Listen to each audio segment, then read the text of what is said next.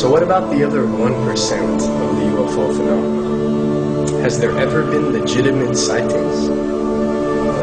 As promised, we're going to cover this 1% in a future episode, but I'll share with you something a wise man once shared with me. Before we should start focusing on dealing with problems outside our world, we should first focus on solving the problems within our world.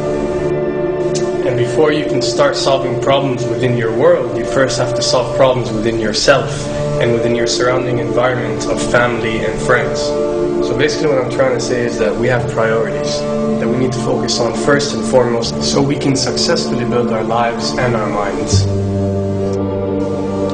Now, it's no secret that the difference between what the government knows about UFOs and aliens and what is shared or released to the public is extremely enormous. And unfortunately, governments and several organizations on Earth are taking advantage of the UFO phenomenon to achieve worldly agendas.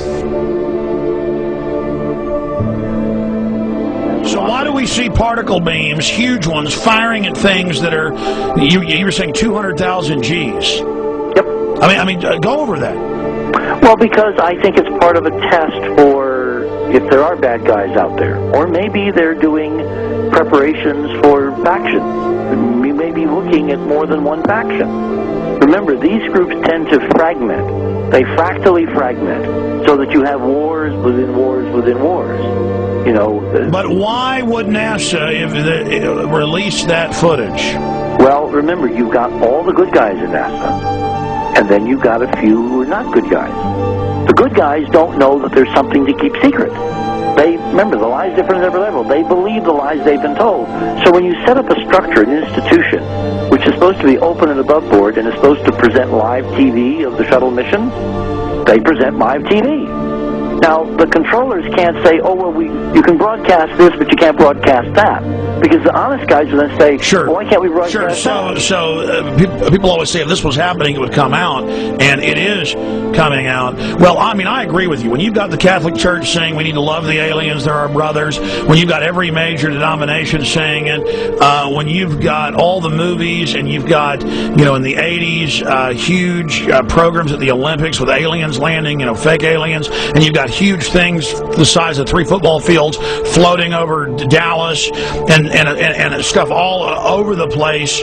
Something's going on. And then I read government documents about fake extraterrestrial landings. Any of this. Why? I mean, you believe it's fake. Remember Operation Northwoods? Yes. Okay. Or we can go to the, September 11th. Governments do huge, big things to sway populations at key nodal points in history. They love hoaxes. Yeah, well, it's manufactured history is what it is. We are building, all my UFO friends, I need to shake them because they're so, frankly, they're extremely naive, Alex. They really believe we're building toward disclosure.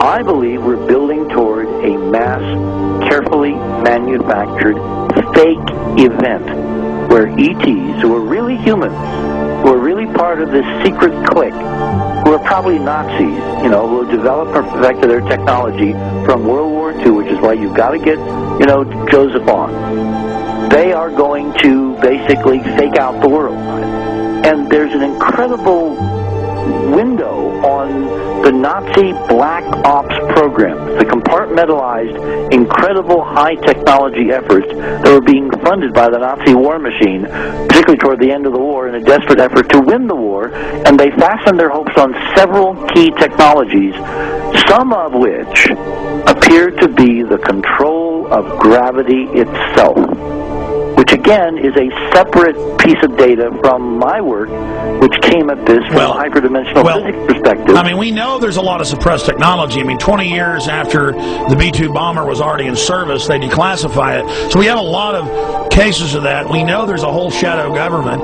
This is technology and physics, Alex, that would make anything you think you know like a candle flame compared to a hydrogen bomb. This is a physics that literally allows you to rearrange time.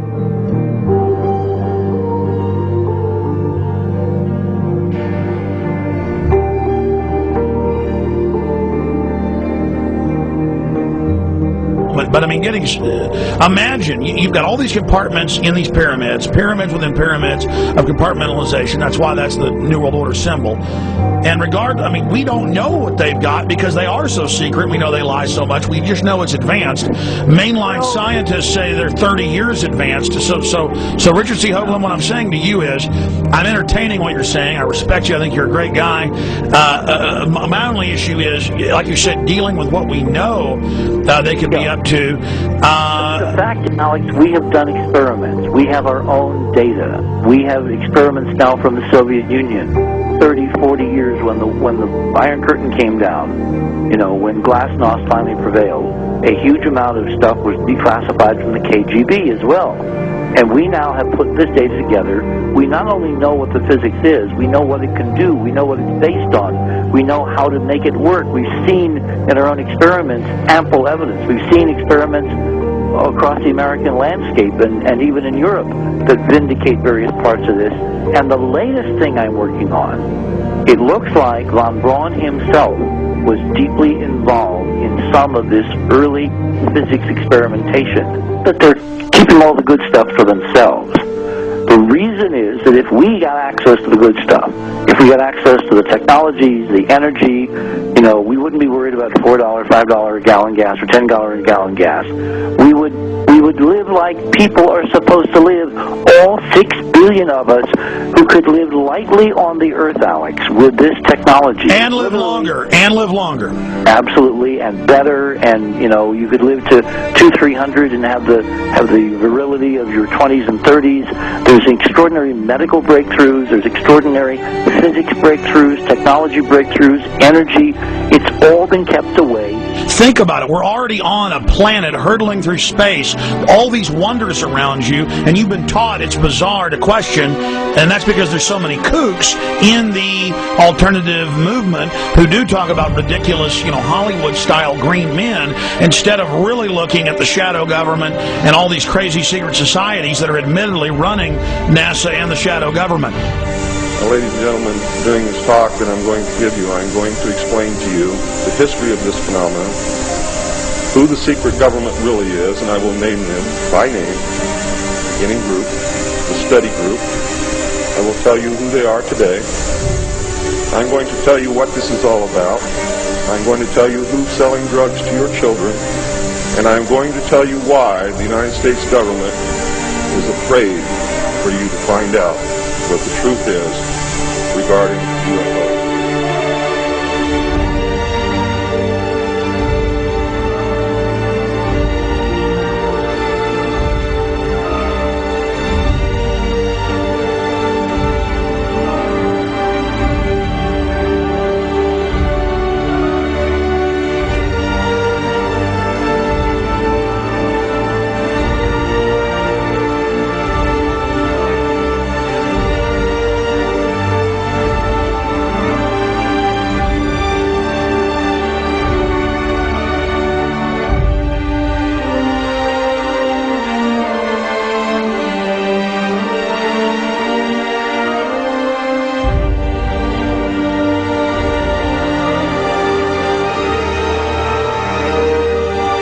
And it turns out that even though she remembered that she'd been part of the team to debrief the astronauts, she couldn't remember a thing that they said. She couldn't remember why she no longer was working with NASA. She couldn't remember. In other words, her memory lapses were enormous, and I don't think they were sane, because we now found the same pattern in all the flight crews. Because the awful truth, Alex, is they have been brainwashed. They have been mind controlled. They have had a technology, a very sophisticated technology, which took away the real missions that they experienced.